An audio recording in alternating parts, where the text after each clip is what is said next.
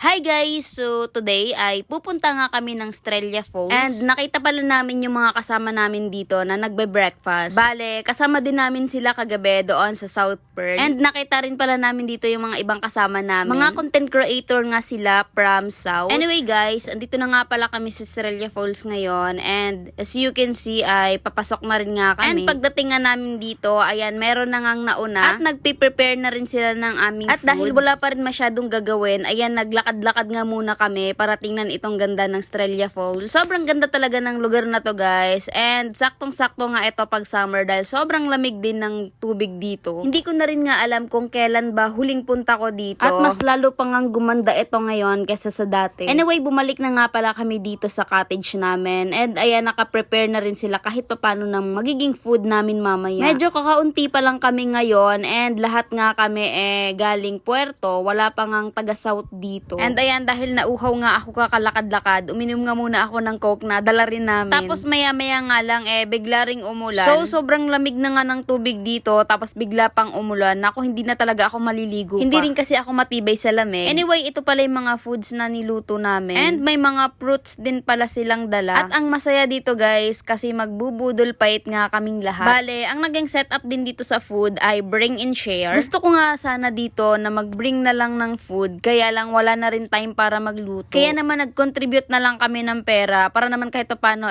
sila na yung bumili ng food. Pero sa ka-group din namin yun kami nagbigay. Kaya naman ayan, naka-prepare na rin sila. Habang nag-aantay nga kami, ayan, dumating na rin pala yung mga taga-south na mga content creator din. Kasama nga nila dito guys, si Queen Pango. Akala ko nga talaga guys, hindi siya kasama. Ayun, na-meet na rin natin siya sa wakas. And sobrang saya nga nila kasama guys, kasi magkakasundo talaga silang lahat at ang ingay-ingay pati nila. Ang saya nga ng mga ganitong banding kasi nga makikilala mo talaga yung mga kapwa mo content creator din dito sa Palawan. At makakakuha ka rin pala ng idea and inspiration galing sa kanila. Anyway guys, kumain na nga pala kami dahil andito na rin lahat ng mga content creator na inaantay lang din namin. Ang saya-saya nga talaga ng experience na to na sana ay masundan pa ulit. And nung matapos na nga kami mag-lunch lahat and nakapatunaw-tunaw na rin saglit, pumunta nga kami doon sa unahan para magpicture lahat ng content creator bago man lang maghiwa-hiwalay. And grabe, sobrang dami para namin and sobrang ingay din talaga. So paano guys, hanggang dito na lang ulit. See you on my next vlog. Follow mo na lang yung page na to para sa ibang mga kaganapan. Bye!